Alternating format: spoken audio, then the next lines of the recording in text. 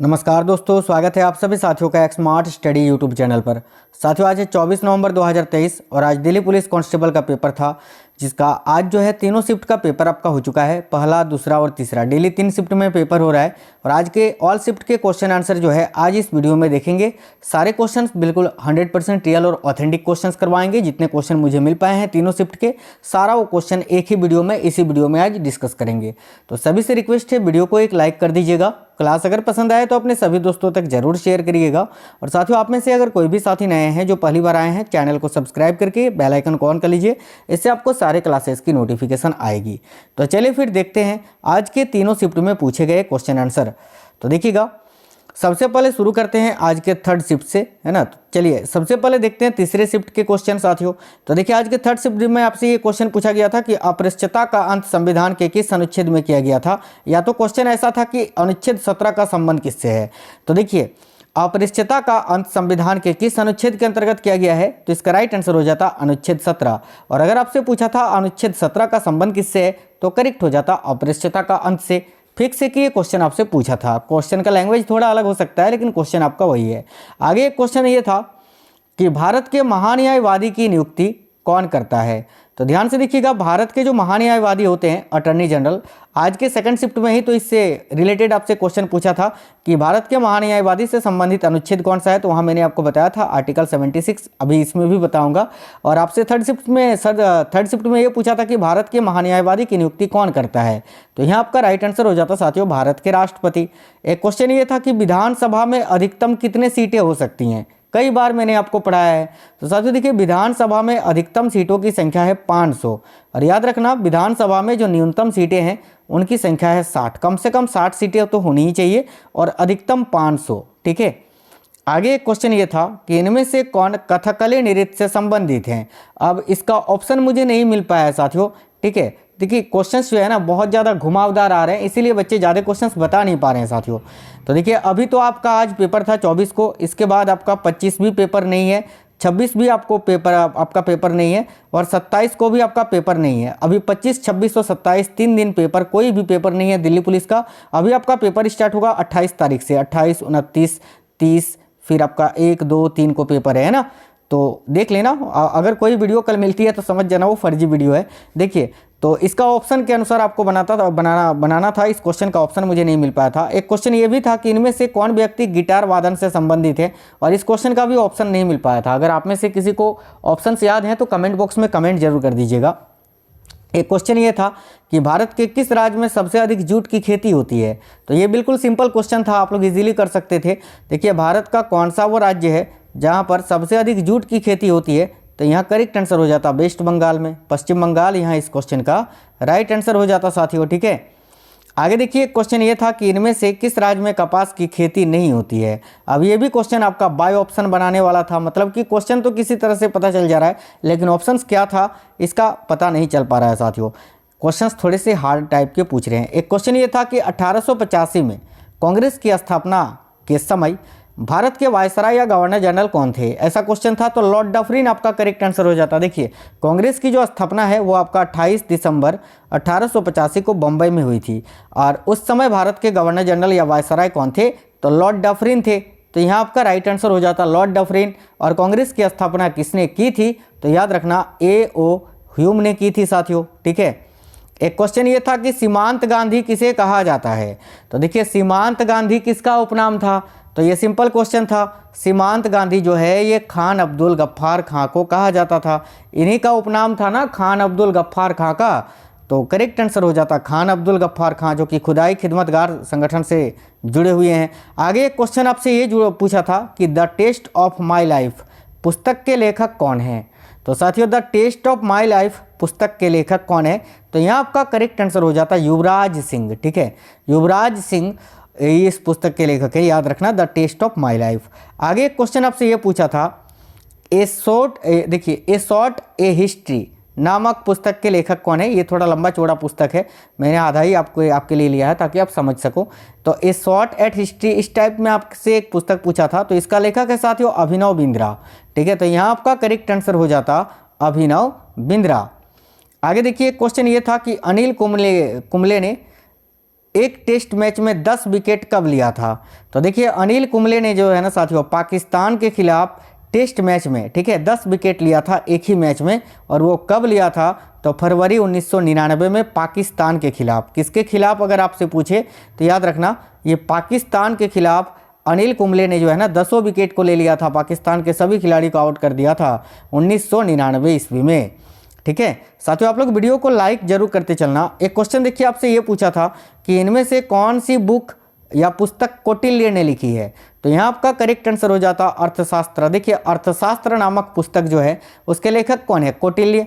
ये क्वेश्चन फिर से आपसे पूछा है, आगे भी पूछा था ऐसा, पहले आपसे ऐसा पूछा था कि अर्थशास्त्र नामक पुस्तक के लेखक कौन है। ऑप्शन में आपको विष्णुगुप्ता दिया हुआ था, विष्णुगुप्त, जो कि करेक्ट हो जाता।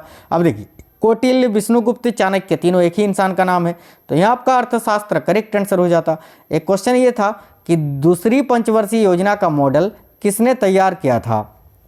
तो साथियों देखिए जो दूसरी पंचवर्षीय योजना थी जिसका कार्यकाल आपका 1956 से लेकर 61 तक था, ठीक है, ये मॉडल जो है पीसी महालनोबिस ने तैयार किया था। या तो ऐसा पूछा था कि कौन से पंचवर्षीय योजना है जिसका मॉडल पीसी महालनोबिस पर आधारित था, तो दूसरी पंचवर्षीय योजना आपका करेक्ट आंसर हो जाता। ये क्वेश्चन आज के थर्ड शिफ्ट के 100% रियल क्वेश्चन है ना। आगे देखते हैं।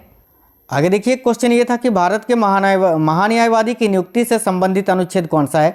और ये आज के सेकंड शिफ्ट में पूछा गया प्रश्न है साथियों। ये क्वेश्चन जो है आज के सेकंड शिफ्ट में पूछा गया था, है ना। अब जो क्वेश्चन है वो सेकंड शिफ्ट के हैं। देखिए भारत के महान्यायवादी की नियुक्ति से संबंधित अनुच्छेद आपसे पूछा था, तो इसका राइट आंसर हो जाता आर्टिकल 76 यानी अनुच्छेद 76। एक क्वेश्चन और था इन्हीं से रिलेटेड कि भारत के प्रथम विधि अधिकारी कौन होते हैं? तो देखिए भारत के जो प्रथम विधि अधिकारी होते हैं वो कौन होते हैं? तो अटॉर्नी जनरल ऑफ इंडिया यानी भारत के महान्यायवादी। इस क्वेश्चन का करेक्ट आंसर हो जाता। देखिए एक क्वेश्चन ये था कि 44वें संविधान संशोधन किससे संबंधित है? और इस क्वेश्चन का ऑप्शन नहीं मिल पाया था, इसीलिए देखिए जो 44वें संविधान संशोधन से संबंधित कुछ महत्वपूर्ण कार्य जो हुआ था वो मैंने यहाँ लिख दिया है। सबसे पहले तो ये याद रखिए कि 44वां संविधान संशोधन अधिनियम जो है ये 1978 में हुआ था साथियों, ठीक है, 1978 में। और इसमें जो है ना एक बहुत ही महत्वपूर्ण कार्य ये हुआ था कि संपत्ति का अधिकार को मौलिक अधिकार की सूची से हटा दिया गया था और इसको जो है वैधानिक अधिकार बना दिया गया था। वर्तमान में संपत्ति का अधिकार जो है ये संविधान के अनुच्छेद 300 का क में रखा गया है और ये एक कानूनी अधिकार है। अभी एक और महत्वपूर्ण कार्य हुआ था कि लोकसभा एवं राज्यसभा के कार्यकाल जो है उसकी पुनः स्थापना हुई थी। और एक कार्य ये हुआ था कि राष्ट्रीय आपातकाल के संबंध में आंतरिक अशांति शब्द को सशस्त्र विद्रोह से प्रतिस्थापित कर दिया गया था, ठीक है। तो इससे रिलेटेड जो भी आपको ऑप्शन दिए हुए थे वो आपका राइट आंसर हो जाता सेकंड शिफ्ट में। एक क्वेश्चन आपसे पूछा था नाडा का फुल फॉर्म क्या होता है? तो साथियों देखिए नाडा का फुल फॉर्म होता है नेशनल एंटी डोपिंग एजेंसी, ठीक है। तो नेशनल एंटी डोपिंग एजेंसी, इस क्वेश्चन के लिए आपका राइट आंसर हो जाता साथियों नेशनल एंटी डोपिंग एजेंसी, यहाँ आपका करेक्ट हो जाता। एक क्वेश्चन ये था कि कुचिपुड़ी किस राज्य का शास्त्रीय नृत्य है? डायरेक्टली आपसे पूछ लिया था, तो ये सिंपल था, करेक्ट हो जाता आपका आंध्र प्रदेश से, ठीक है। कुचिपुड़ी जो कि एक शास्त्रीय नृत्य है आंध्र प्रदेश राज्य का। एक क्वेश्चन ये था कि श्रीमती गद्दाम पद्मजा रेड्डी का संबंध किस नृत्य से है?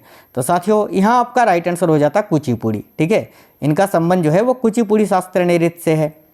एक क्वेश्चन था इनमें से कौन शहनाई से संबंधित व्यक्ति नहीं है? अब ये क्वेश्चन आपका ऑप्शन पर डिपेंड करता साथियों। इस क्वेश्चन का मुझे ऑप्शन नहीं मिल पाया था, ये क्वेश्चन भी ऑप्शन से बनने वाला था। एक क्वेश्चन था इनमें से कौन सी एक खरीफ की फसल नहीं है? तो ये क्वेश्चन भी आपका बाय ऑप्शन बनता, ठीक है। तो ऑप्शन के अनुसार आसानी से ये क्वेश्चन आप लोग बना सकते थे। आगे एक क्वेश्चन आपसे पूछा था अशोक की राजधानी कहाँ थी? तो देखिए मौर्य सम्राट जो थे ना अशोक, उनकी राजधानी कहाँ थी ये आपसे पूछा था, तो यहाँ आपका राइट आंसर हो जाता पाटलिपुत्र, पटना, है ना, पाटलिपुत्र राइट हो जाता।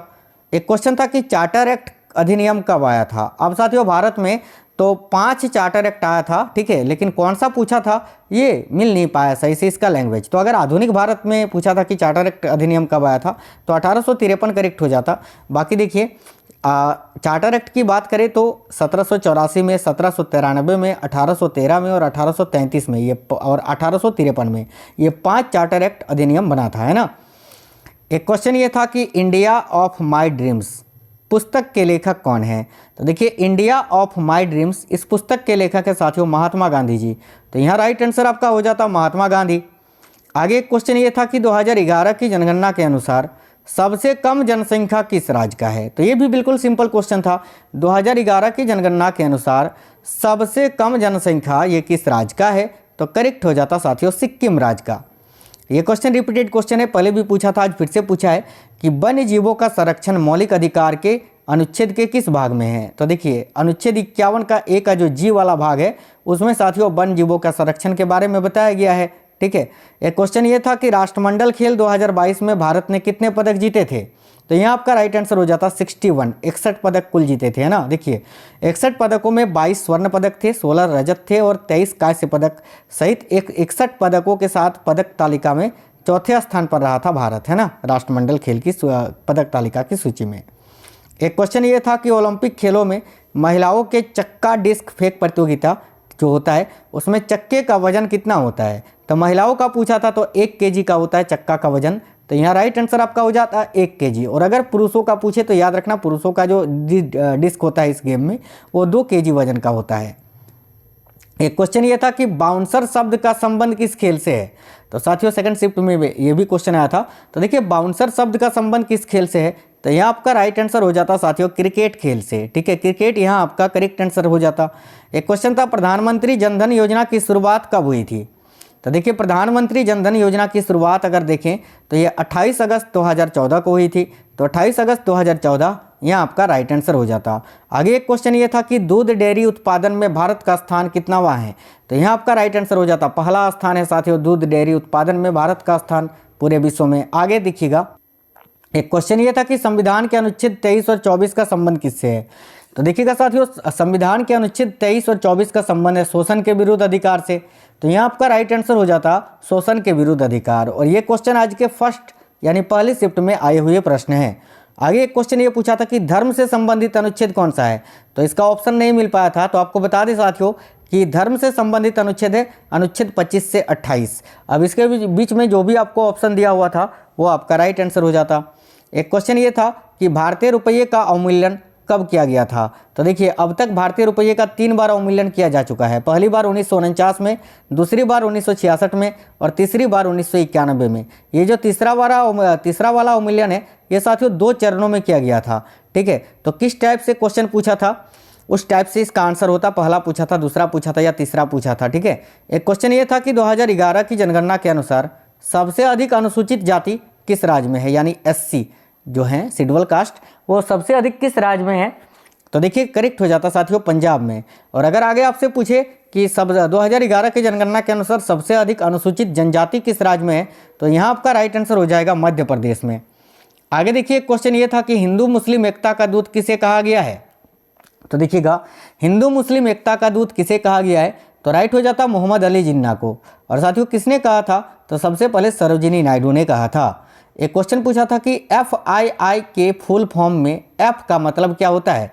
तो FII का फुल फॉर्म होता है साथियों फॉरेन इंस्टीट्यूशनल इन्वेस्टर।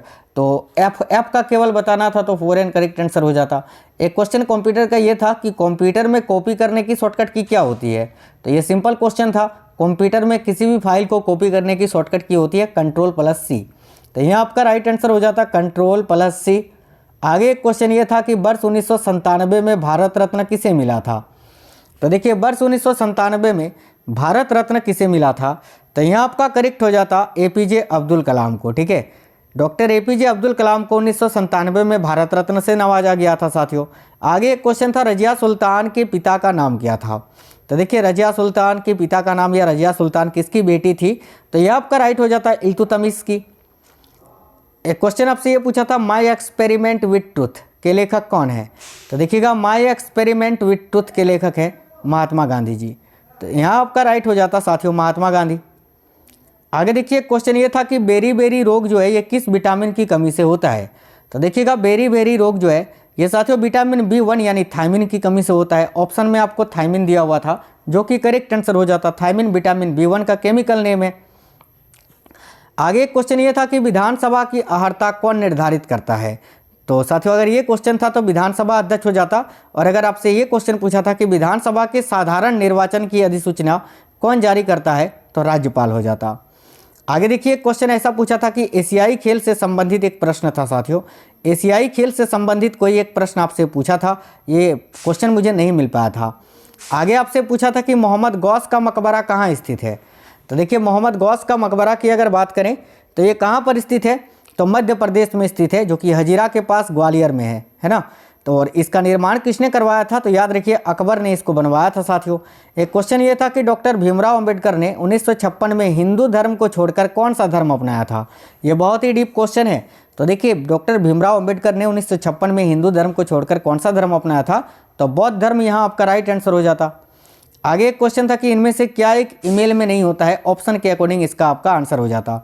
एक क्वेश्चन ये था कि 2023 तक केरल का शास्त्रीय नृत्य कौन सा है? तो यहाँ आपका राइट आंसर हो जाता साथियों कथकली। ठीक है, ये एक क्वेश्चन शायद ये अब जो 3 क्वेश्चन कराएंगे आपको इस पे थोड़ा डाउट है, देख लेना। देखिए एक क्वेश्चन था 36वें संविधान संशोधन का संबंध किससे है? तो देखिए 36वें संविधान संशोधन में सिक्किम को पूर्ण राज्य का दर्जा दिया गया था, ये अगर ऑप्शन में था तो ये हो जाता। 10वीं अनुसूची को जोड़ा गया था इसमें, और अनुच्छेद 371 का एफ को भी जोड़ा गया था। एक क्वेश्चन था 17 ओलंपियाड 2022 कहाँ पर आयोजित हुआ था? तो चेन्नई में, भारत में, है ना। एक क्वेश्चन था भारत में संविधान कब लागू हुआ था? तो 26 जनवरी 1950 को। ये 3 क्वेश्चन जो मैंने कराया इसमें थोड़ा डाउट था, बाकी सारे क्वेश्चन 100% रियल और ऑथेंटिक थे। आज साथियों थोड़े कम ही क्वेश्चन मिल पाए थे तीनों शिफ्ट के। तीनों शिफ्ट के जितने क्वेश्चन मुझे मिले थे वो मैंने करा दिए हैं। और आपको बता दें अभी आपका 25, 26 और 27 तारीख को पेपर नहीं है दिल्ली पुलिस का। ठीक है, अब आपका पेपर 28 तारीख से स्टार्ट है।